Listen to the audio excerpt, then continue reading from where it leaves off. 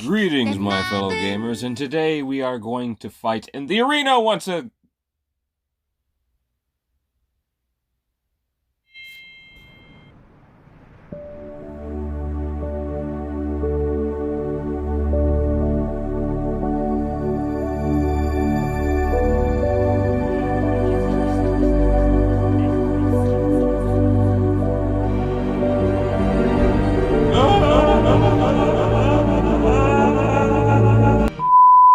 Radgrid is a gorgeous new special hero.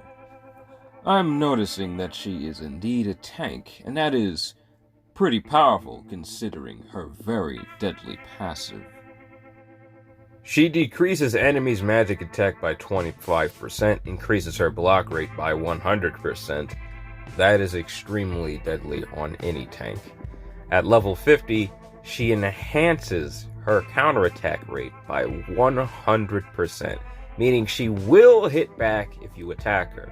That is insane. And she has a new unique mark on all of her abilities. And it's on all of her basic attacks as well. First of all, this mark cannot be removed with any debuff removal effect. The second effect is when an enemy is affected by 2 or more marks, this deals 20,000 fixed piercing damage to the target 2 times. What? Oh boy. That's really good. Now this is just her passive, and I'm already liking her. Pretty much every hero on this list has a very unique use, and I am just dying to get a hold of her just because of this passive alone. Now it is a level 50 enhancement though, so you might not see too many people with this ability, but it's still extremely effective if you can get her up to level 50. Me, I gotta have her. Just with this passive alone, I just gotta get a hold of her.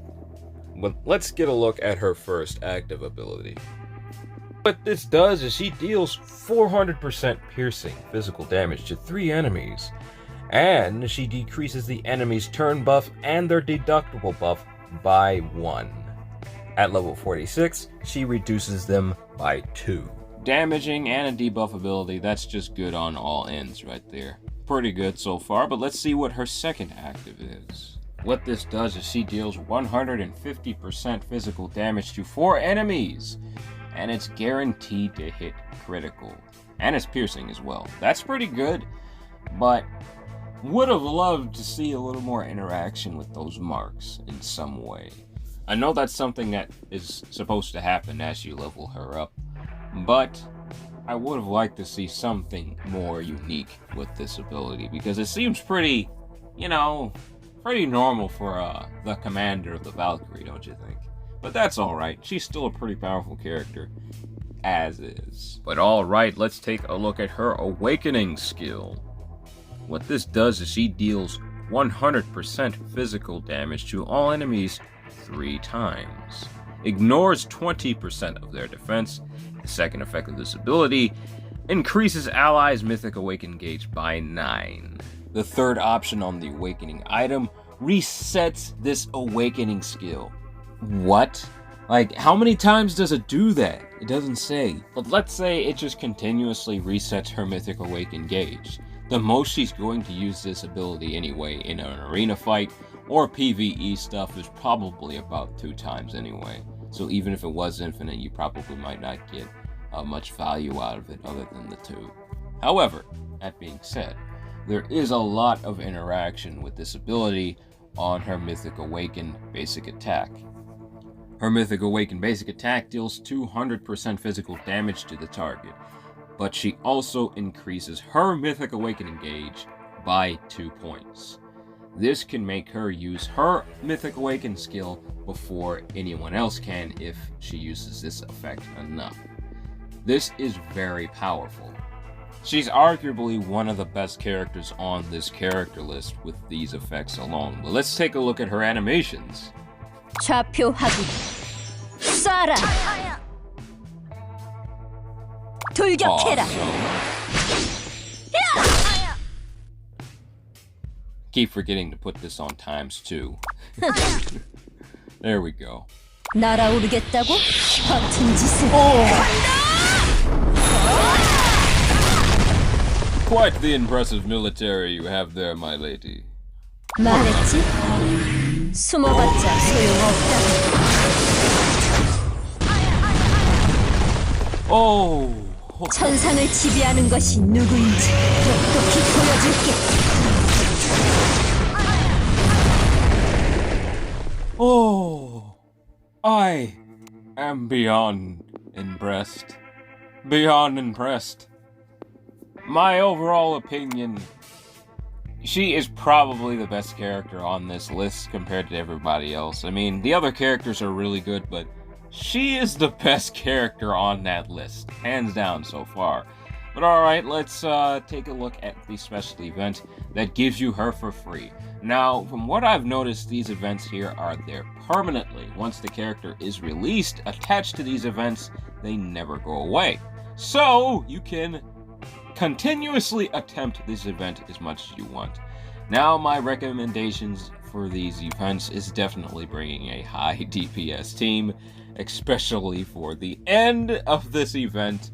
The final fight is probably one of the more difficult fights because there is fixed damage in that fight. For the enemies, there's reflection, there's a whole bunch of stuff that happens there. So you're definitely going to need a much better team than what I have here. A lot of the characters I have on my team are mainly for Arena. I don't really have much of a PvE team. And since the developers have been doing a lot more with PvE, I can finally start building a team that might focus more on PvE content. So now I'm going to have to build a whole new team. So this is probably not the best team for PvE. At least two of them might be bad ideas for these encounters. Now, the first few encounters should be pretty much a breeze, but the last encounter is where you're going to have some trouble. You're going to be dealing with a Mythic Awakened Rudy, a Mythic Awakened Evan, and of course a Mythic Awakened Regenleaf. This is going to be quite an issue. Because Regenleaf is quite the devastating adversary in PvE content I have noticed. And dealing with her in this stage is probably going to be the worst problem. Now, the tanks are going to be bad enough because of the damage reflection and the resistance. But dealing damage has never been a really big problem for me throughout these encounters.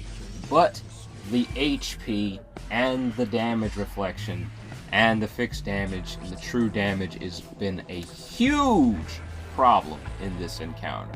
Characters with undead is definitely needed here. Definitely. That true damage is what kills me every single time. It's just an insta-kill. It does so much damage, and since it's piercing, it's even worse.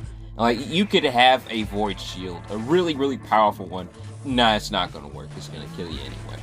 It's so unbelievably powerful.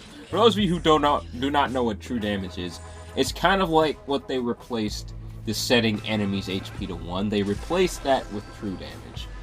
It doesn't matter if you have a void shield or not, this is going to hurt you, just no matter what. So this is a huge problem. My characters just aren't powerful enough for that right now. Definitely have some characters with undead, because that directly counters that, and that could probably end that encounter practically instantly. Now, Delens, he is actually going to be pretty resistant against that anyway. As you can see, he was usually one of the last people alive anyway, so he's fine to have on your team. Aleem, another great character with undead, and she synergizes great with Delens. So characters with undead, like Chris used to have undead, I really wish he did. Characters like Aleem with those undead effects are definitely recommended for here, because you need to deal damage. The true damage isn't going to bother you a whole bunch if you do have the undead. That's very important. Theoretically, you could brute force through this scenario and just build powerful items, but I'm talking plus 10 Mythic Awakened everything if you really want to do enough damage in this encounter. And that can be a lot of gold and a lot of gems, so it's probably best you try the strategic route before brute forcing anything. But I hope you found this video helpful, my fellow gamers. If you did, please do leave a like if you so please. And please do subscribe and hit the bell for notifications so you too could be a part of the Dark Kingdom. But until next time, my fellow gamers, take it easy for me, and please do have a blessed day. Bye.